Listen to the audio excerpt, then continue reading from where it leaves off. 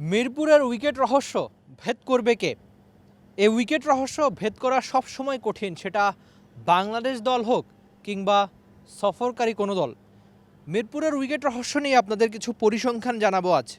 সব ধরনের ওয়ানডেতে প্রথম ইনিংসে গড় রান 218, দ্বিতীয় ইনিংসে সেখানে গড় রান 187 আর সর্বোচ্চ রান 370 ভারতের।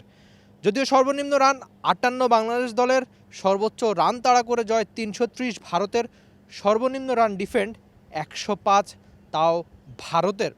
সবশেষ 2 বছরে মিরপুরে পেসাররা 9টা ম্যাচ খেলেছে, উইকেট 61, বোলিং গড় 23 আর ইকোনমি 5.31, 5 উইকেট একবার নাহিদ রানার।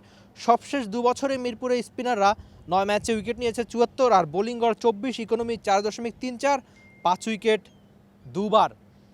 যেটা সবচেয়ে ইম্পর্টেন্ট যে এই উইকেট নিয়ে মিরপুরের উইকেটটা কেমন হবে নিউজিল্যান্ড সিরিজে, প্রত্যেক কোচ প্লেয়ারের আগ্রহ থাকে এই উইকেট। আমরা আগে পরে অসংখ্যবার দেখেছি যে প্লেয়ার যখন মাঠে আসে সেটা যে কোনো দলের এসেই উইকেটটা দেখতে চায়, বিশেষ করে ম্যাচের আগের দিন তো তা আরেকটু বেশি।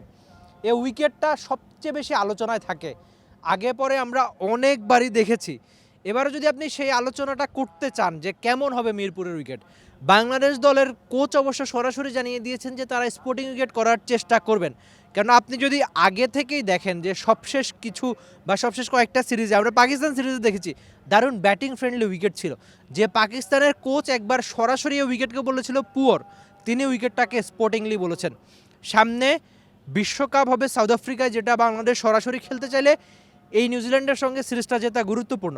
তো আপনি যদি বৈশ্বিক ইভেন্টে ভালো করতে চান, আপনার ব্যাটারদের বড় রান অবশ্যই করতে হবে আর বোলারদের সেই রান ডিফেন্ডও করতে হবে, ভালো বোলিং করতে হবে, স্পোর্টিং উইকেটে নিয়মিত খেলতে হবে।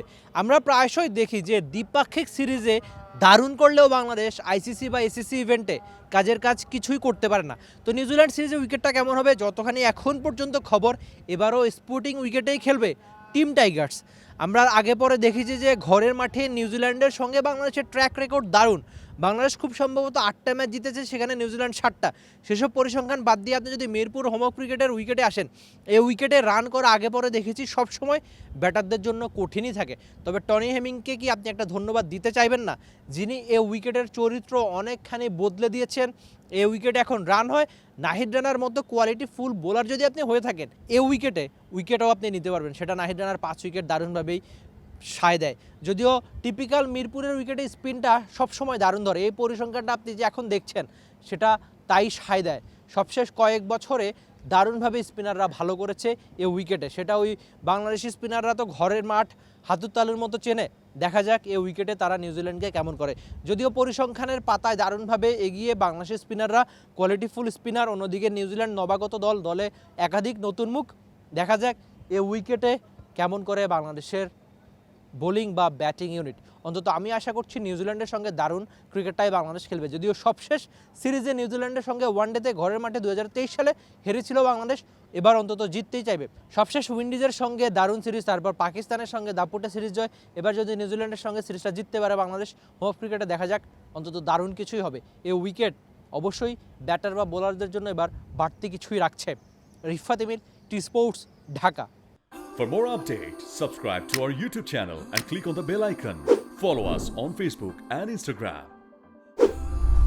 Download T-Sports app to enjoy exciting games and highlights.